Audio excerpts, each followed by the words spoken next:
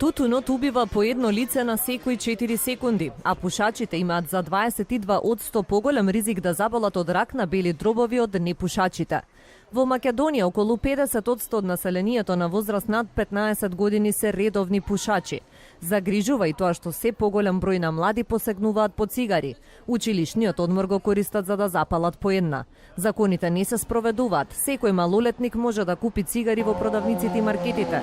И покрај тоа што законски е забраната продажбата за малолетни лица. На малолетни лица, јас како што знам, не забрануваат продажба на цигари. На четвртина од мојата генерација, јас сум родена 2003 година, се пушачи и тоа воопшто не се добри статистики. Се продаваат цигари, да, и мислам дека нема некои регулативи околу тоа и слободно може да купат и деца ако сакаат цигари.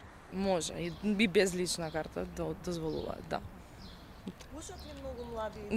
Да, голем процент, да. Зависи каде. На бензинските барата вака не. Експертите за јавно здравје предупредуваат дека потребна е поголема едукација во училиштата за штетните ефекти од пушењето. Забрана на рекламирање на тутунските производи, понатаму поголема едукација во рамки на образовниот систем и сето тоа значи би требало да доведе до подигање на свест и на граѓаните. Истражувањата на Институтот за јавно здравје покажале дека 38% од пушачите воопшто и не сакаат да ги откажат цигарите.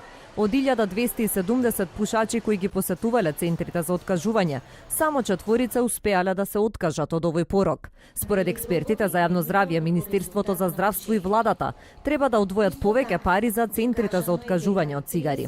Со тоа што тие ќе имаат повеќе буџетски средства со кои што ќе можат да публикуваат и печатат повеќе пропаганден материјал, ќе имаат средства да купат оние апаратчиња за докажување на јаглеродниот моноксид во издувниот воздух, понатаму да обезбедат фармакотерапија. Во борбата со пушењето, развиените земји веќе воведуваат ригорозни мерки. Париз ќе ја прошири забраната за пушење цигари на јавни места во 52 паркови и градини. Кај нас пак владата неодамна го либерализираше законот за заштита од пушење, зашто доби критика и од Европската комисија во најновиот извештај, во кој се вели дека земјава назадува во контролата на тутунот.